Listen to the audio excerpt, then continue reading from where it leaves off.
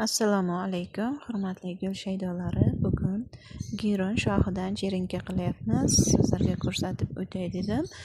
Giron shoxlarini hozir ayni giron gullarini kesaydigan mahal, kimda giron guli o'sib ketgan bo'lsa, bemalol kesib cherenka qilsangiz bo'ladi.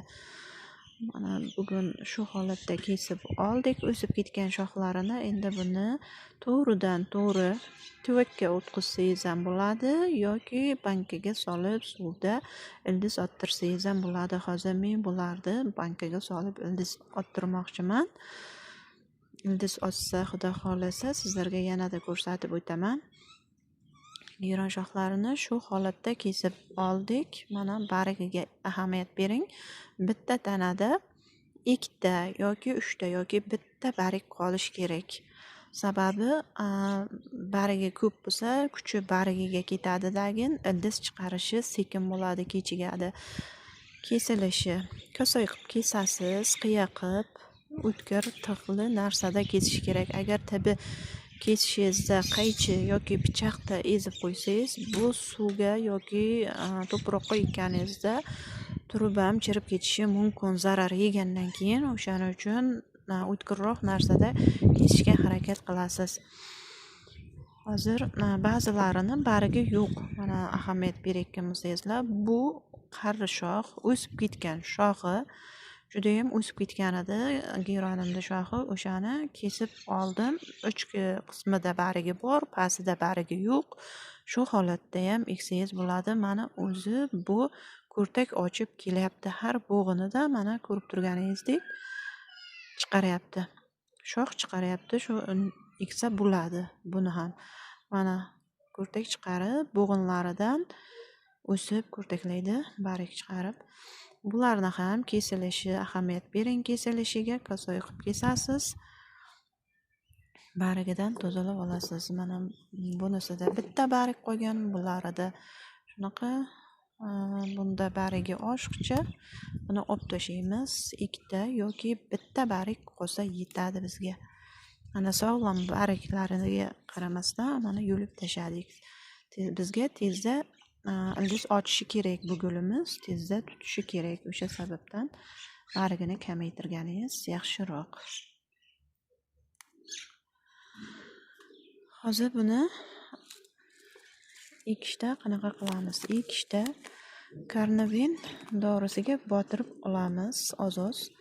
Karnavin dorisini hamma bilsa kerak. Bu bit aptekalarda, gul do'konlarida sotadi. Bu asosan gullarni ildizlashiga yordam beradigan dori vosita hisoblanadi. Mana shu holatda mana kesilgan joyini botirib olamiz. Ko'proq botirib olamiz, qo'rqmasdan. Mana endi buni to'proqqa, tuvakka ekib qo'ysangiz ham bo'ladi.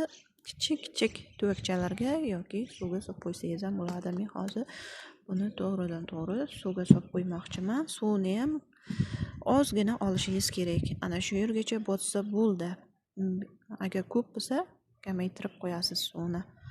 Mana shu holatda botirib qo'yamiz. Xudo xolasa 10 kunda ichida ildizlab qoladi.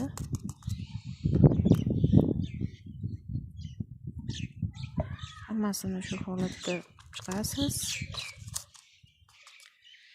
Giron gullari eng tez tutaydigan, oson parvarishga ega bo'lgan gullar. Faqatgina suvi ko'p bo'lib ketsa, gulingizda gironda tezda kasallikka chalinib qoladigan gul, qorason kasalligiga chalinib qoladi. Shunga ahamiyat berishingiz kerak. Giron gul suvni xohlamaydigan gul. Yana bir dori vosita, buni ham har videomda aytib o'tyapman. Aktivniy o'g'ul. Aktivniy o'g'uldan ham ozroq tashlaverishimiz kerak. Sababi bu tomirlash jarayonida tibida qoriyish, chirish kasalligi bo'lmasligi uchun bundan ham foydalansangiz bo'ladi. Bu ham kerakli dori. Bu gulingizni kesilgan joyini botirsangiz ham bo'ladi, suvga bir chimdim sovursangiz ham bo'ladi.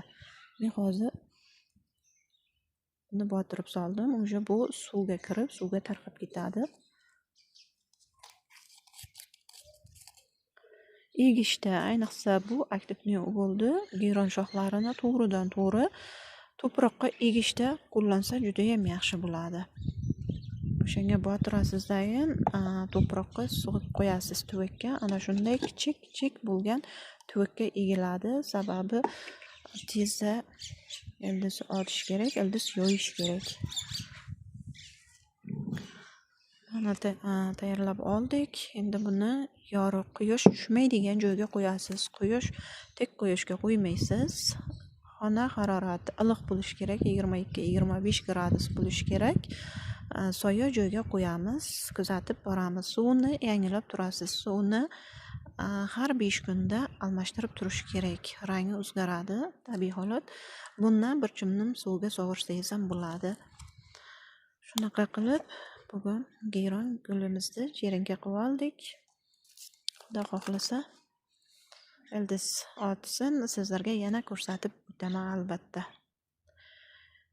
Videomiz ma'qul tushgan bo'lsa, like bosib, qo'llab-quvvatlab turishlaringizni iltimos qilardik. Keyingi videolarda uchrashguncha xayr, sog' omon bo'linglar.